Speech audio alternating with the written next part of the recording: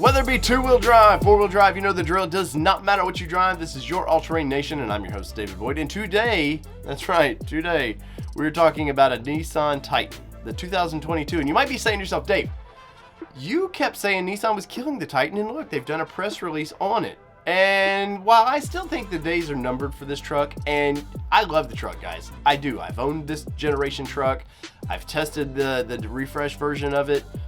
I like it. I just think that its days are numbered for sales. Just because I like it, you like it, doesn't mean it may stick around. But I want to get into this press release, and I want to break some things down because it would seem like it's really good news for the Titan, but is it? So let's get into that right now.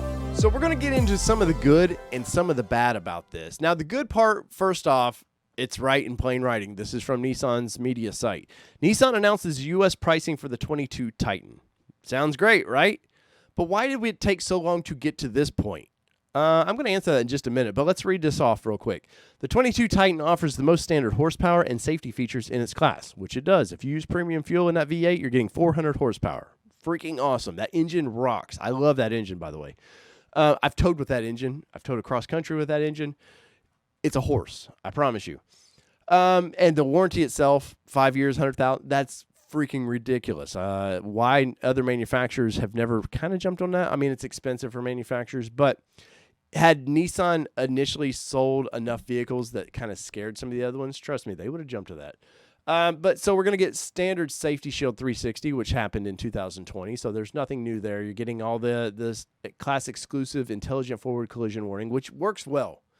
I've got to mess with the Nissan vehicles in this, and I was at the initial press release of 20 when they did the refresh. So I've covered this vehicle for a long time. So. But let's see, the 22 is now on sale at Nissan dealerships nationwide with the starting MSRP of $38,010 for the Nissan King Cab 4x2 S model. S model still a pretty nice vehicle, I will say. But if you look at that price and compare what you could get with some other brands, maybe one of the big three, I don't think it's as a nice price as you think. And I know a lot of people come to me and go, hey, but you're getting a V8. You are getting a V8 and an impressive V8 with a 9-speed transmission. I think it's set up well. But the turbo V6s now are no slouches. Like the horsepower in those things are great, and the fuel economy is way better versus the Titan. Unfortunately, the Titan, all the refreshing they've done with it, they've still just not gotten the miles per gallon to where it should be because of the V8, which, once again, I love the V8. I think it's a great motor. It's a horsepower motor. It's made to do cool things, except for the fact when you need to go on a trip. I think I got 20 in mine going to Michigan one time, which I've owned one of these trucks, you know. I know a lot of people are coming at me like thinking I hate this brand. I love the brand. The brand's done amazing things for my community. I just think that, sadly, they need to shelf this truck for a while and maybe come back, maybe call it a Titan still. Give it a year, come back, refresh, come at it like Toyota's done with the Tundra. Something just outlandishly crazy. I think that's where Nissan overall, the first generation, I think that's why the first generation, believe it or not, has sold better than the second generation. It really has.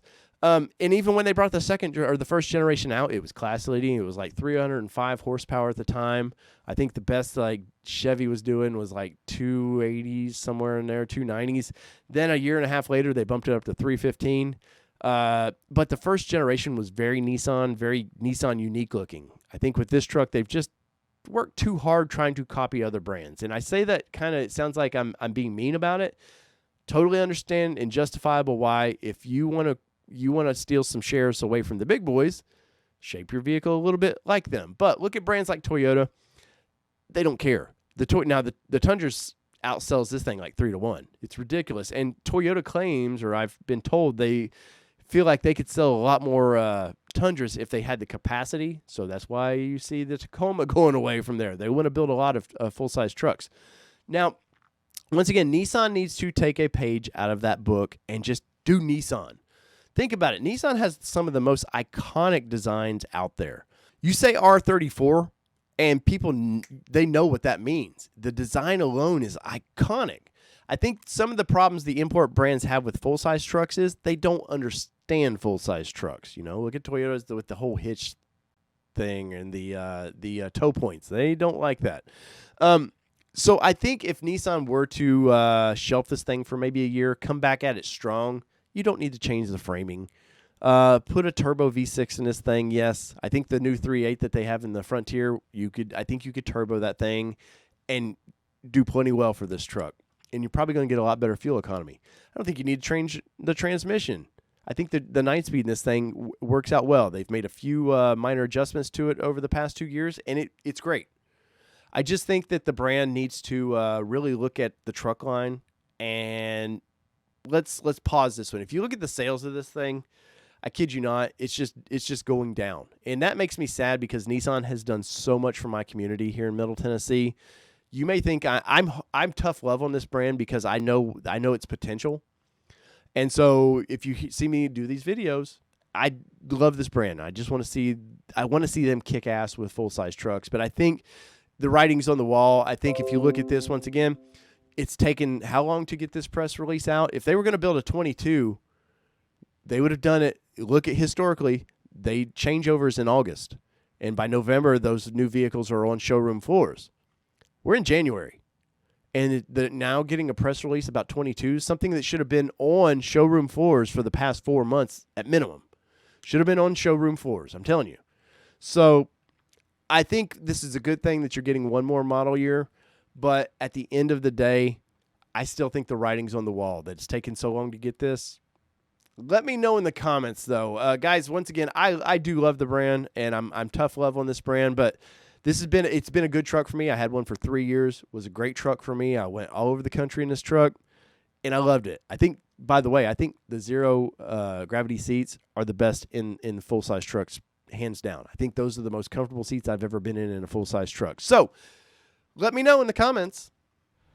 There you go. What do you think? Why didn't they bring this out last October, when normally the news for the 22s are announced? Is it because they actually didn't know whether they were going to build the Titan? I'll be curious of your comments. And just remember, guys, I base my reporting on lots of things. It's not because I love the brand or I hate the brand, love the vehicle, hate the vehicle.